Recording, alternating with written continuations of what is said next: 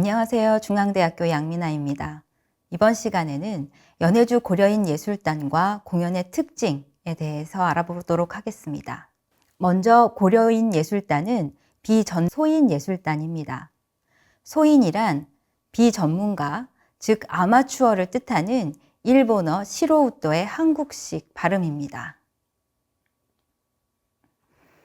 1917년 사회주의 혁명 이전부터 소련 시기를 풍미한 민중예술의 한 형태로 러시아어로는 후도주스트벤나 사마지에젤느스지 자발적 예술단이라고 하는 동아리 클럽 활동들을 포함한 소규모 아마추어 예술단 또는 자발적 예술단의 활동이 활발했습니다.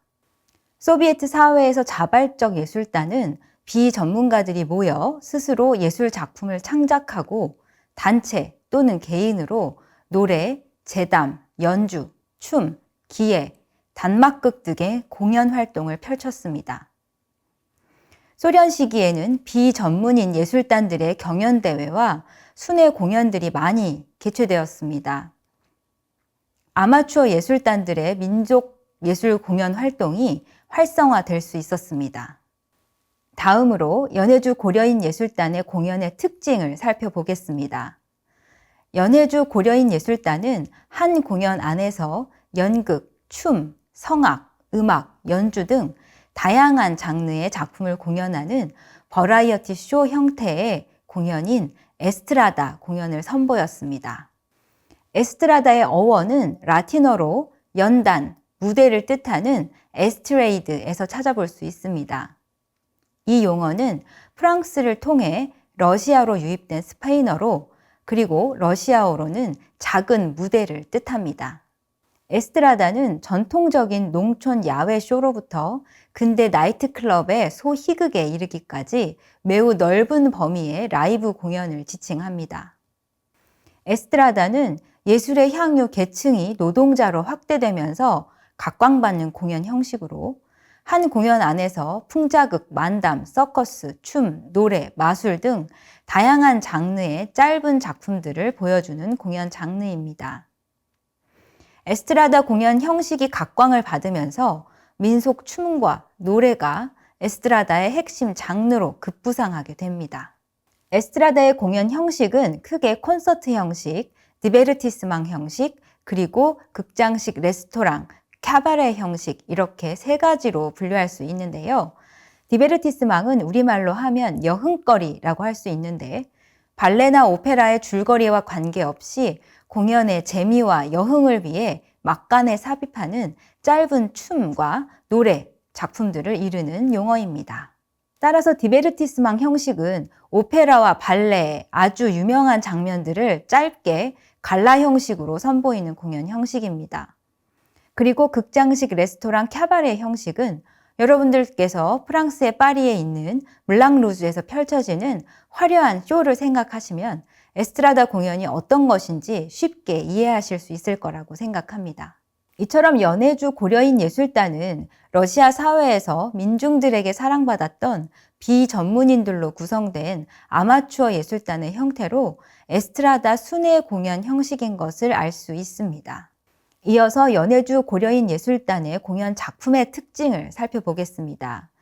연해주 고려인 예술단의 공연 레퍼토리를 보면 20세기 초 러시아 공연 문화의 영향을 여실히 반영하는 것을 알 수 있습니다. 첫째, 공연 형식에서 각종 민속 춤과 노래, 연주, 그리고 단막극이 섞여 있는 소품 중심의 전형적인 에스트라다 순회 공연임을 알 수 있고요. 두 번째로는 민속 춤과 노래입니다. 20세기 초 에스트라다 공연에서 민속 춤과 노래가 관중들의 큰 호응을 얻으며 에스트라다의 가장 중요한 장르 중 하나로 자리 잡습니다. 특히 다민족 국가인 러시아에서 에스트라다를 통해 민속 춤이 무대화되고 대중들의 인기를 부과하자 각 민족들은 자신들의 민속 춤과 노래를 적극적으로 발굴하고 무대화하는 데 노력을 기울입니다. 이에 민속예술단이 생겨나고 1930년대부터는 각종 민속 예술 경연대회가 개최되며 민속 춤과 노래들이 에스트라다 공연 작품으로 자리 잡는 계기가 됩니다. 더 나아가 민속춤이 발레나 오페라의 여흥거리로 삽입되어 대형 작품화됩니다. 여기에 각 민족들의 민족 예술을 장려하여 사회주의 체제로 통합시키려는 정치적 의도가 있었습니다. 셋째, 예술의 향유자를 중시하는 레닌의 예술 철학에 따라 수요자 입장에서 당시 우리 사회에는 볼 수 없었던 작품들로 구성했습니다. 한인들이 창작한 노래와 연극 작품은 새로운 문화의 수용에 색다른 호감과 친밀감을 유도했습니다. 마지막으로 해군 무도와 비와 연해주의 지역성을 반영하는 작품들이었습니다. 해군 무도와 수병무에 대해서 알아보겠습니다. 해군 무도 또는 수병무는 18세기 중반 영국과 아일랜드의 선원들이 배에서 추던 혼파이프가 러시아로 유입되어 러시아 민속춤으로 자리 잡았습니다. 원래는 특정한 음악 없이 선원들이 갑판에서 박수 소리에 맞춰서 춤을 추었습니다. 그러나 러시아 내전기에는 멜로디가 매우 비슷한 몰도바 민요 칼라치와 우크라이나 민요 야블러치카에 즉흥적으로 노래 가사를 만들어 부르는 차슈투슈카라는 장르가 결합하였습니다. 민요 멜로디에 붉은 군대의 위엄과 사기를 드높이기 위한 다양한 노랫말을 즉흥적으로 작사하여 춤을 추면서 이 춤이 전국적으로 인기를 끌게 되었습니다. 이 이후로 해군 무도는 우크라이나 민요 제목인 야블러치카라고 불립니다. 이와 더불어 해군 무도는 1927년 첫 번째 사회주의 발레인 붉은 양귀비에 삽입되어 교향곡 형식으로 편곡된 음악과 함께 무대 작품으로 손색이 없음을 검증받았습니다. 해군 무도는 현재 무대에서 가장 많이 선보이는 러시아의 대표 민속무용 중 하나로 자리 잡았습니다. 해군 무도는 고팍춤과 함께 우리나라에서 크게 인기를 끈 춤입니다.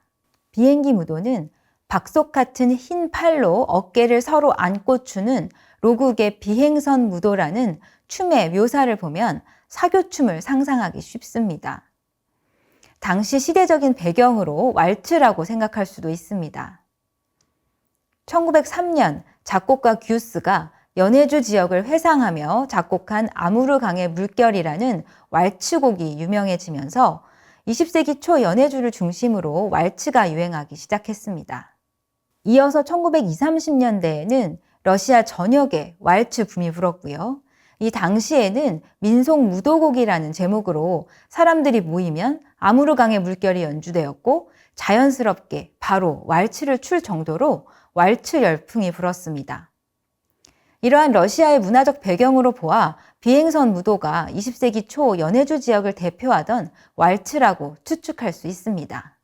이처럼 연해주 고려인 예술단의 내한 공연 작품들은 러시아에 거주하는 한인으로서 당시 러시아 사회와 문화의 영향을 받은 에스트라다 공연 형식과 당시의 시대상과 지역성을 반영하는 작품들임을 확인할 수 있었습니다. 사실 이들이 러시아의 공연 문화만 즐긴 것은 아닙니다. 연해주 한인 신문 선봉을 보면 당시 연해주 고려인 사회에서도 우리 전통춤과 음악이 존재했고 명절에는 또 떠나온 고향을 그리워하는 마음을 달래기 위한 전통 공연들이 있었습니다. 그러나 이번 내한 공연에서는 표면적으로 모금의 목적이 있었기 때문에 흥행을 위해서 당시 우리 사회에는 볼 수 없었던 작품들로 공연 레퍼토리를 구성했다고 볼 수 있습니다. 이상으로 연해주 고려인 예술단과 공연의 특징에 대한 학습을 마치겠습니다. 감사합니다.